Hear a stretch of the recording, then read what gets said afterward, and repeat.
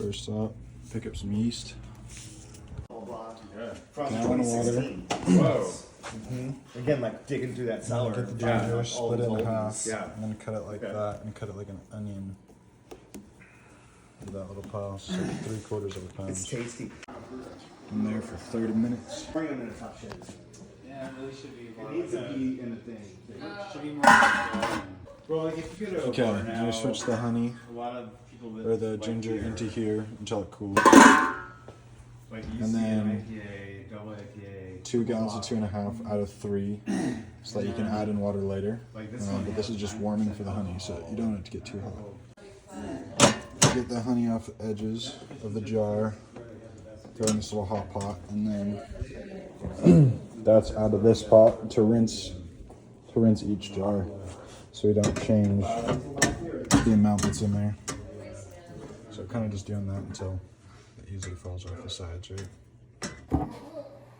I just ate it, it was greasy, like it moves in there like that.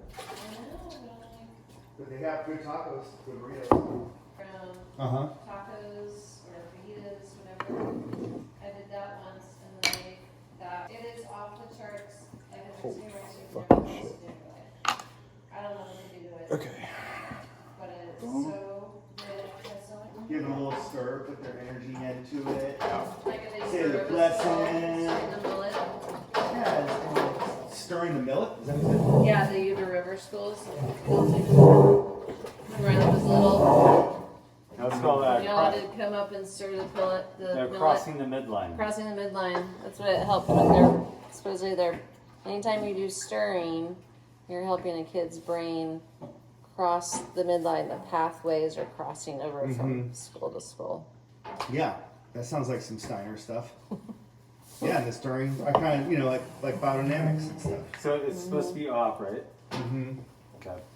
Yeah, we just, Oh. basically what you're doing is adding oxygen to the, Oh, by stirring? which is good for the yeast in the long run. They need that oxygen as part of their diet or something. I don't know what they're Look at you. Look at you.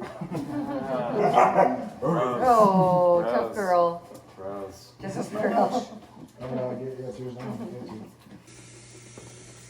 So like there, 4 ounces per gallon, so like 4 of these, basically. Well, we're just going to do 1 gallon and just rinse that thing. Oh, I see, okay. 5-star into there.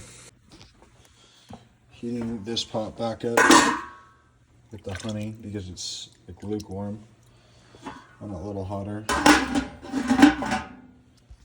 And this one's alright, it's slightly above lukewarm temperature. Looks pretty. Still got a ways to go. Yep. So let's warm some water up.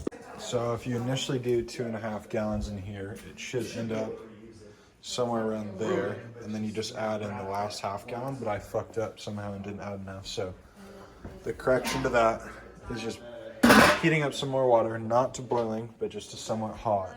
Not too hot to kill the honey, and then we'll just pour that in there up to whatever line Turtle tells me to. And when pouring in the ginger with the honey, you want to pour them in basically simultaneously so that the honey doesn't all sit at the bottom without touching and fucking with the ginger. And when we mix all this in, we're going to pour it in and then mix it heavily, because you don't want the sugars to be dispersed unevenly. Like, you don't want the sugars to sit down here or in another place. You want all of the yeast to be able to grab onto the sugars equally throughout the entire barrel. Yeast isn't in there yet, but since it's hot, you just want to trap the heat with this towel. Add a little beaker. Wherever you put the water line is kind of arbitrary. It doesn't matter. It just needs to be above these little bubbles. And then during summertime, you want to add a little water to this every now and then, because it'll get too dry. And then just keep that towel wrapped. Last step of the process. Let's take this, pop the beaker off. We added that extra water in there to bring it up to about right there on the finger. And then put the beaker on, sprinkle the whole packet of yeast for 5 gallons, and then concrete will suck a lot of that heat out, so you want this to stay really hot. So you tuck the blanket or the towel all the way under, This is what the table should look like after a mead making night.